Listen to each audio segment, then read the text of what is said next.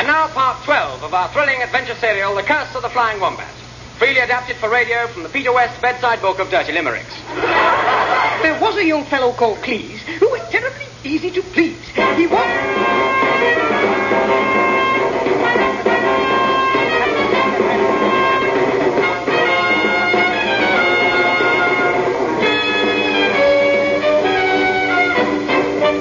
My goodness, they're down round your knees.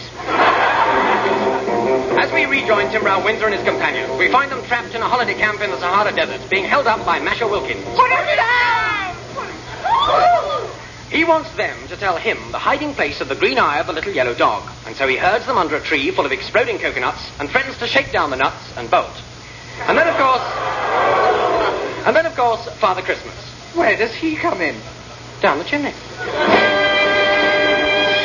Masha Wilkins, disguised as a polar bear, is threatening our hero with violence unless he reveals the whereabouts of the green eye before Masha can give him a count of 50.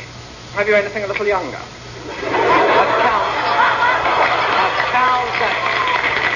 A count of 50. Well, not that young, ducky. Get on with it. 43, 44, 46, 47, 48, 49. 1, 2, 3.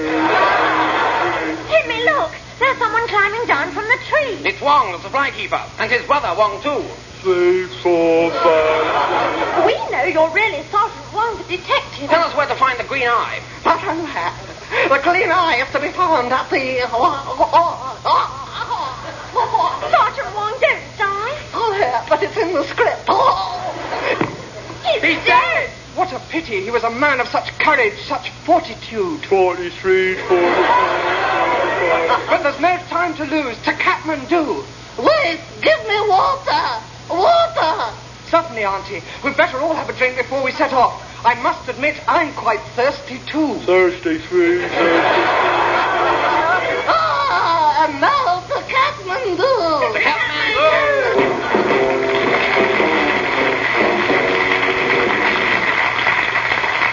All day long, we trudged through the desert. Trudge. So on and on we went towards Kathmandu, until at last the night caught up with us. Hail, strangers. I am Sir Seamus Connor of the Sahara Desert. Cure, sir. Then, suddenly... It's Alice in Wonderland. No. There's a wizened old lady with a broomstick sitting on the dune. it's a sandwich.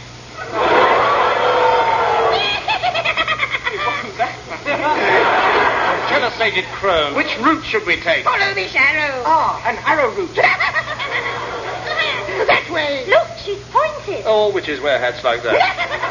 And with that, she disappears on her broomstick. It's the brush off.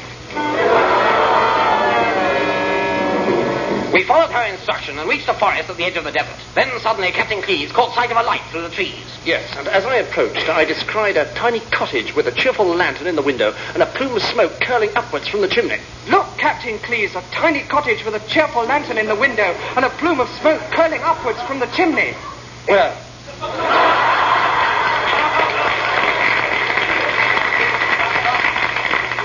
Oh, yes. Fancy finding two of them here. I say, yoo-hoo! Hello, anyone there? Yoo-hoo! I'm sorry about that. My knees need oiling. But who would you be, rousing a God-fearing body at this time of night? You're not the man that's come about the bagpipes. No, we're travellers sent here by an ancient hag. We seek only warmth and a little succour, namely you. I have you know I'm Carrick MacFergus of the clan MacSpreader. And Laird of Glenrhubarb and all points north and all the new Wockeye. That's a pretty kilt. Yes, it's the rhubarb tartan. You don't say. I wish I hadn't. Well, come on in and warm your crumocks. And so we trooped inside, and we sat down on several rude chairs. Just a wee joke. In one corner of the room was a blazing fire, and there was a fine pig turning on the spit.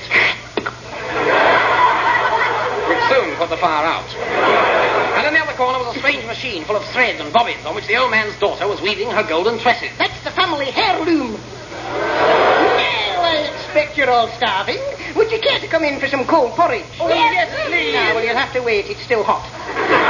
Favour, could we not throw a small party? Certainly, but who shall we throw? Oh, McBurgus, why don't you entertain us with some Highland dancing? Ah, no. I washed my kilt last night and I can't do a fling with it. Oh, yes. Then we shall entertain you. Grimbling, put on a record. Madam, I don't think I can find one that fits me. Music! A wolf. Lady Constance, may I have the pleasure? Certainly. But let's dance first. Whilst the company caroused merrily, Merrily. Captain Cleese took the Scotsman's arm. Give me back my arm. Look here, McFergus. Yes? Now look at me. Do you know what I'm after? I hope I'm wrong.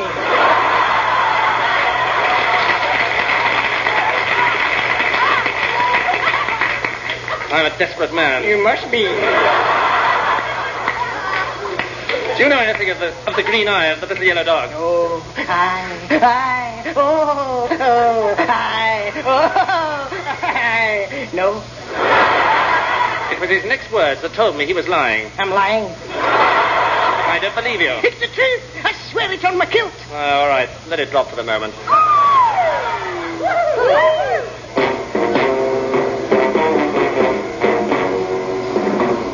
A few hours later, we all climbed the stairs to look for our beds, but we got a nasty shock. It was a bungalow. But we found that Grimbling was quite comfortable on the floor, so we all slept on him. But little did we know that in the nearby kitchen, things were hatching. Stop brooding, Father. I'm worried, lass. You know about the green eye. Aye. Yes, I. Well, they know about it. No. Yes, know about it. But they'll never beat us to it. Oh, no. As the Pentelicks wail in the Kelpie Crummock, we shall rise against the Sassenachs. 'Tis the revenge of the muck spreaders that we shall wreak tonight. They're all doomed. Now, where are me bagpipes? I must rehearse. Oh, Father, you promised to give up your wicked practices.